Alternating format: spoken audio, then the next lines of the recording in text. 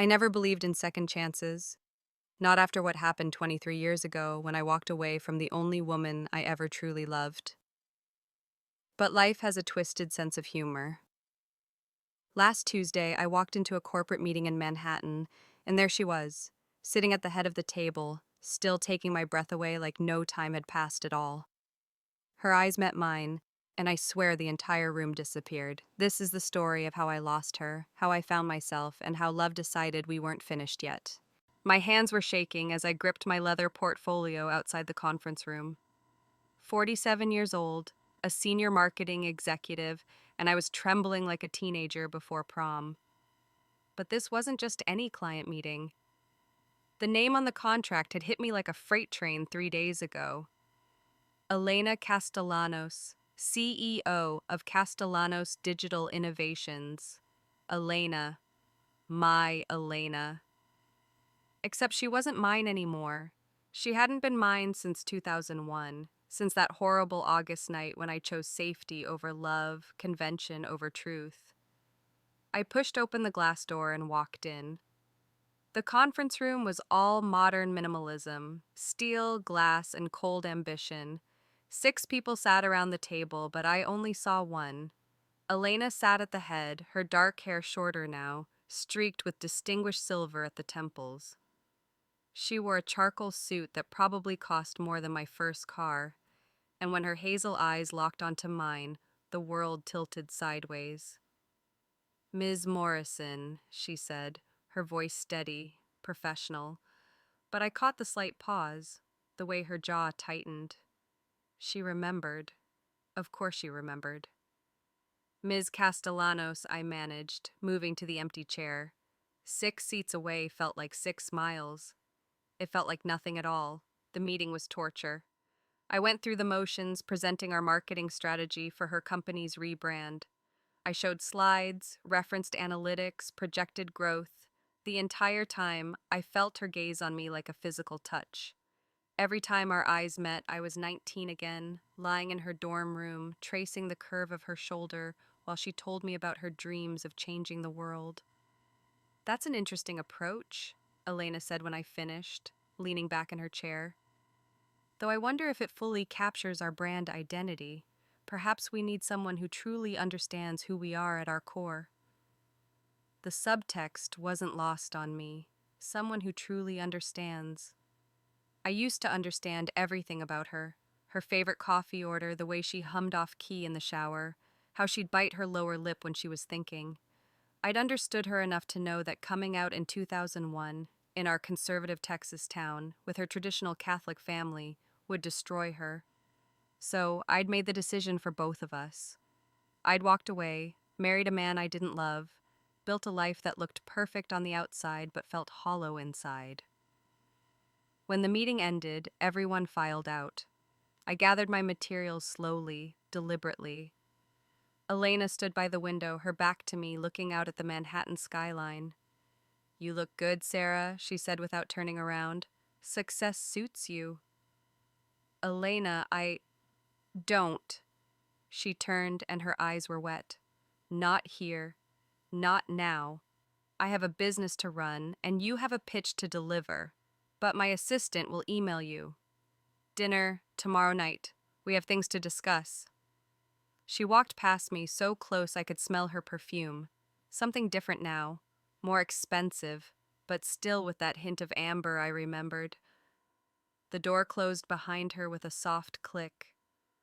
I stood alone in the conference room, 23 years of regret pressing down on my chest, wondering if I'd just been given the second chance I never thought I deserved. I didn't sleep that night. I lay in my sterile hotel room, staring at the ceiling, remembering everything I'd spent 2 decades trying to forget. College, University of Texas at Austin, 1999. I was a sophomore. She was a freshman. Brilliant, passionate, so alive it almost hurt to look at her. We met in a women's studies class of all the cliché places. She'd argued passionately about representation in media, her hands moving expressively, her whole body invested in making her point. I was captivated. It started innocently, study sessions that ran late, coffee that turned into dinner, conversations that made hours disappear. Then one night in her apartment, surrounded by textbooks and empty Chinese takeout containers, she'd looked at me with those devastating eyes and said, "Sarah, I think I'm falling in love with you." I'd kissed her. God, I'd kissed her like I was drowning and she was air. And for 2 years, we existed in our perfect bubble. Secret, yes, but ours. We told ourselves we were just being private, but the truth was darker. We were hiding. I was hiding, terrified of what it meant, what people would say, what my family would do. Elena wanted to live openly. She wanted to hold my hand on campus, introduce me as her girlfriend, build a real life together. But every time she pushed, I pulled back. And when graduation came, when reality crashed in, I panicked. My parents had expectations. My mother's voice in my head, years of Sunday sermons about sin and deviation, the fear of being different, it all crushed me. "I can't do this," I told her on graduation night. We were in my apartment, our diplomas barely dry. "This thing between us, it's not real. It's just college experimentation. I'm going to marry David." David, my high school boyfriend who'd waited patiently through 4 years of my finding myself. Safe, acceptable David. Elena's face had crumbled. "You don't mean that. Sarah, look at me. You don't mean that." But I'd steeled myself. I'd become someone I hated. "I do. We're done. This was a mistake." She'd left. No yelling, no fighting, just tears streaming down her beautiful face as she walked out of my life. 3 weeks later, I saw her Facebook status update. She'd moved to California, starting fresh, living her truth. And me? I married David 6 months later, had a picture-perfect wedding, bought a house in the suburbs, played the role I thought I was supposed to play for 16 years before I finally couldn't breathe anymore. The divorce was brutal, but necessary. My ex-husband still doesn't know the whole truth. How do you tell someone you married them because you were too scared to love who you actually wanted to love? Now, lying in this hotel room, I pulled up Elena's company website on my phone. There she was, on the About page, stunning and confident. Elena Castellanos, CEO and founder. Out Magazine's Businesswoman of the Year 2023. Proud lesbian and advocate for LGBTQ plus youth. She'd done it. She'd lived authentically, built an empire, become exactly who she was meant to be, while I'd spent 20 years living a lie. My phone buzzed, an email from her assistant with dinner details. Tomorrow, 7 p.m., a restaurant in the West Village. I typed back a confirmation, my heart hammering. Tomorrow, I'd face the woman I'd loved and destroyed. Tomorrow, I'd have to explain the inexplicable. Tomorrow, I'd find out if second chances were real or just cruel fantasies we told ourselves to get through the night. The restaurant was intimate, exposed brick, candlelight, the kind of place where secrets felt safe. I arrived 10 minutes early, wearing a navy dress I'd bought that afternoon in a panic. I'd changed outfits 4 times in my hotel room before settling on this one. Elena walked in at exactly 7. She wore black pants and a silk burgundy blouse, her hair loose around her shoulders. She was breathtaking. "Sarah," she said, sliding into the booth across from me. No hug, no kiss on the cheek, just my name, heavy with history. "Thank you for meeting me," I said, my voice embarrassingly shaky. A waiter appeared, took our drink orders. Elena ordered a single malt scotch. I ordered wine. We made small talk about the menu, the weather, anything but what we needed to discuss. The tension was suffocating. Finally, after our drinks arrived, Elena looked directly at me. "Why are you here? And don't say it's just business. We both know you could have passed this account to someone else." I took a long sip of wine. "I couldn't. When I saw your name, I needed to see you." After 23 years of nothing, her voice was controlled, but I heard the pain underneath. "You don't get to need me, Sarah. You gave that up." "I know." The words caught in my throat. Elena, I know I have no right to ask anything from you, but can I at least explain?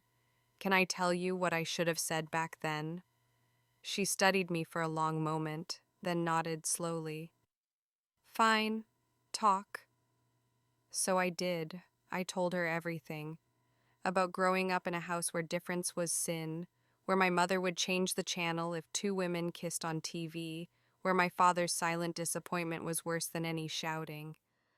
I told her about the panic attacks I'd had during our relationship, the shame I felt loving her even though it was the most natural thing in the world. I told her about my marriage to David, how I'd tried desperately to make myself fit into that life, how I'd felt like I was suffocating for 16 years. I was a coward, I said, tears streaming down my face now. You were brave and beautiful and ready to live openly, and I was terrified. I broke your heart because I was too weak to protect what we had. And I have hated myself every single day since. Elena's expression was unreadable. She finished her scotch, ordered another. When she finally spoke, her voice was quiet. Do you know what the hardest part was? It wasn't you leaving, it was you lying. You told me what we had wasn't real, that it was just experimentation. You made me question everything we'd shared. It was real, I said desperately. Elena, it was the most real thing in my entire life. Then why? Her voice cracked. She stopped, composed herself. Why didn't you fight for it? For us? Because I didn't know how. I didn't have your strength. She laughed bitterly. My strength? Sarah, I cried for 6 months after you left. I almost dropped out of grad school. I questioned whether I was wrong about everything, about myself, about love, about you. You didn't see my strength. You just saw the front I put up. I reached across the table, touching her hand. She flinched but didn't pull away. I'm so sorry. I know that's not enough. I know I can't undo what I did. But I need you to know that walking away from you was the biggest mistake of my life. What do you want from me? She asked, her eyes searching mine. Forgiveness? Closure? A redo? I don't know, I admitted. Maybe just a chance to prove I'm not that scared girl anymore. I came out 5 years ago, Elena. After my divorce, I've been living openly, dating women, building the life I should have built decades ago.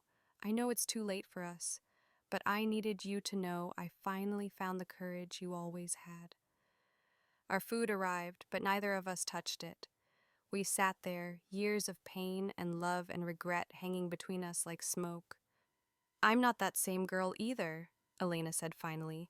I've built a life, a good one. I don't know if there's room in it for ghosts from the past. I understand, I whispered, even though it felt like my heart was shattering all over again. But she didn't let go of my hand. Elena suggested we walk after dinner. The West Village at night was magical. Tree-lined streets, brownstones glowing with warm light, couples strolling hand in hand. We walked side by side, not touching, the space between us charged with possibility and pain. Tell me about your life, I said. The real version, not the CEO bio. She smiled slightly. What do you want to know? Everything? The last 23 years in a nutshell. She was quiet for a moment, then began. After I left Texas, I moved to San Francisco, got my MBA at Stanford, started working in tech when it was still the Wild West. I was good at it, spotting trends, understanding what people needed before they knew they needed it. Built my first company at 28, sold it at 32 for enough money to never have to work again. But I wanted more than money. I wanted to build something meaningful. Hence Castellanos Digital Innovations. Hence CDI, she confirmed. We focus on ethical tech, accessibility, giving voice to underrepresented communities. It's what I wish had existed when we were younger. Platforms that celebrate diversity instead of hiding it. It's incredible, I said honestly. You're incredible. I had relationships, she continued, her voice careful. Serious ones. Almost got married twice, actually, but something always held me back. My therapist says I have commitment issues. She glanced at me. I wonder why. The accusation in her tone was gentle, but it landed hard. Elena. I'm not blaming you, she interrupted. Not entirely. I made my own choices. But yes, what happened with us, it shaped me, made me cautious. I built walls so high that even people who loved me couldn't scale them. Are you with anyone now? I asked, hating how much the answer mattered. No, the last relationship ended 8 months ago. She was wonderful, a professor, brilliant, kind. But I couldn't give her what she needed. She deserved someone who could love her without reservation, and I'm apparently not capable of that anymore. We stopped at a small park, sitting on a bench beneath a street lamp. A couple walked by, arms around each other, laughing. I felt the weight of lost time pressing down on me.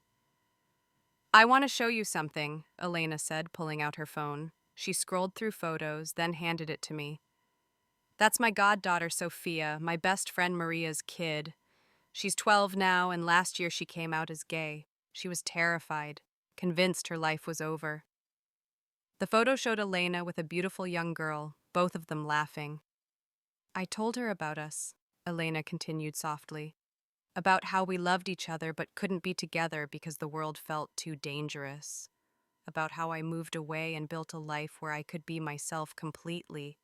And I told her that the world is different now. Better. Still not perfect, but better. And that she gets to live openly in ways we didn't. Tears blurred my vision. What did she say? She asked if I ever saw you again, if we got a second chance. Elena took her phone back, looking at the photo. I told her no. Some stories don't get happy endings. But some do, I said quietly. Elena, I'm not asking you to forgive me overnight. I'm not even asking you to give us another chance. But could we try friendship? Could we rebuild something, even if it's different from what we had? She turned to me, her face illuminated by the street lamp, and I saw something in her eyes that looked like hope and fear tangled together. I don't know if I can be just friends with you, Sarah. That's the problem. Seeing you at that meeting, it brought everything back. The good and the bad. I felt 20 years old again, completely overwhelmed by how much I wanted you. And that terrifies me. It terrifies me too, I admitted. But isn't that better than nothing? Better than walking away again? She stood up, pacing in front of the bench. You hurt me so badly. I don't know if I can trust you not to run again when things get hard. I won't run, I promise you, Elena. I spent 20 years running from who I am, and I'm done. I'm exhausted. All I want is a chance to prove that I've changed, that I'm brave enough now to fight for what matters.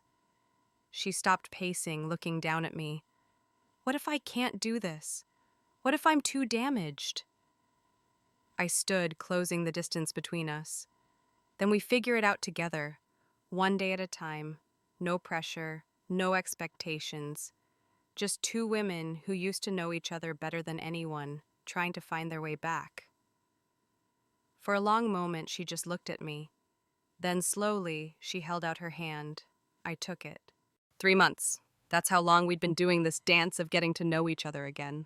Coffee meetings that turned into lunches, lunches that became dinners, texts that started professional and gradually became personal, late-night phone calls where we talked about everything, our families, our dreams, the people we'd become. My company won the CDI account. I assigned a talented junior executive to lead the project, removing myself from the professional entanglement. Elena respected that. She understood we needed clean boundaries while we figured out what we were becoming. Tonight was different. Elena had invited me to her apartment in Tribeca for dinner. The first time we'd been completely alone since that night in the West Village. I stood outside her building, holding a bottle of wine and trying to calm my racing heart. When she buzzed me up, I rode the elevator to the 23rd floor, each second stretching into eternity. She opened the door in jeans and a soft gray sweater, barefoot, her hair pulled back. Casual, beautiful, home. "Hi," she said, smiling that smile that still made my knees weak. "Hi," I echoed, stepping inside. Her apartment was stunning, floor-to-ceiling windows overlooking the Hudson, modern furniture mixed with colorful art, books everywhere. It was sophisticated but warm, just like her. "I cooked," she announced, leading me to the kitchen. Well, I attempted to cook. No promises on quality. We worked together preparing the final touches of dinner, a pasta dish with garlic bread and salad. The domesticity of it made my chest ache. This could have been our life. Should have been our life. Over dinner, we talked about work, current events, a documentary she'd watched. Normal things, but underneath every word was the electric current of something unspoken, the question we'd both been avoiding. After we cleaned up, we moved to the couch with wine. The city lights sparkled below us, Manhattan alive and indifferent to our small drama. "Sarah," Elena said, setting down her glass, "I need to tell you something." My heart stopped. Okay. These last 3 months have been confusing and wonderful and terrifying. I keep waiting for the other shoe to drop, for you to realize this is too complicated and disappear again. But you keep showing up. You keep being consistent and present and exactly who you say you are. "I'm not going anywhere," I said firmly. "I believe you. That's what scares me." She turned to face me fully. "I'm falling for you again. Maybe I never stopped. And I don't know what to do with that." The air left my lungs. "Elena, let me finish," she interrupted. "I've spent 23 years protecting myself, building the successful life, proving I didn't need you or anyone. But the truth is, I've been lonely, not for just anyone, for you, for what we had, for what we could have been." I reached for her hand. "I never stopped loving you, not for a single day. I know that sounds impossible after what I did, but it's true. You were the love of my life, and I threw it away because I was too much of a coward to fight for it." "And now?" she asked, her voice barely a whisper. "Now I'm ready to fight. For you, for us, for whatever this can be. I'm not 22 anymore, Elena. I'm not scared of what people think, or what my family says, or what the world expects. I'm only scared of losing you again." She was crying now, silent tears streaming down her face. "I don't know how to do this. How to let you back in, how to trust this." "We do it slowly," I said, wiping away her tears. "We do it honestly. We build something new instead of trying to resurrect what we had. We're different people now. Better, stronger, more whole. Let's see what those people can create together." "What if we mess it up again?" "Then we mess it up. But at least we tried. At least we were brave enough to take the chance." I cupped her face in my hands. "Elena Castellanos, you are the most extraordinary woman I have ever known. You deserved better than what I gave you all those years ago. But if you'll let me, I'd like to spend the rest of my life trying to be the partner you deserve. Starting right now, no more hiding, no more fear, just us." She closed her eyes, leaning into my touch. When she opened them again, they were clear, decided. "Okay," she whispered. "Let's try." I kissed her. Soft at first, tentative, tasting salt from her tears and wine from dinner and the sweetness of second chances. She kissed me back, her hands sliding into my hair, and it was like coming home after a lifetime of wandering. We stayed on that couch for hours, talking and kissing and planning. We'd take it slow. We'd be honest about our fears and triggers. We'd go to couples therapy even though we were just starting. We'd do it right this time. As I left her apartment at midnight, Elena held my hand at the door. "Sarah?" Yeah? Thank you for not giving up on us, even when I had. I kissed her again, quick and sweet. And 6 months later, we're still here, still trying, still building. It's not always easy. Old wounds don't heal overnight, and trust is earned slowly, one day at a time. But every morning I wake up knowing I'm living my truth, and every night I fall asleep knowing I fought for what matters. Elena jokes that we're like a classic romance novel, love lost and found again. But the truth is messier and more beautiful than fiction. We're two imperfect women who loved each other, lost each other, and somehow found our way back. We're proof that it's never too late to become who you were meant to be, to love who you were meant to love, to start your second act. If you're reading this and you're scared, scared to come out, scared to love openly, scared to fight for what you want, I see you. I was you. And I'm here to tell you that the fear never completely goes away, but it gets smaller. And what replaces it, authenticity, love, wholeness, is worth every terrifying step. Your turn now. Have you ever gotten a second chance at love, or are you still waiting for yours? Share your story in the comments. Let's remind each other that it's never too late for a second act.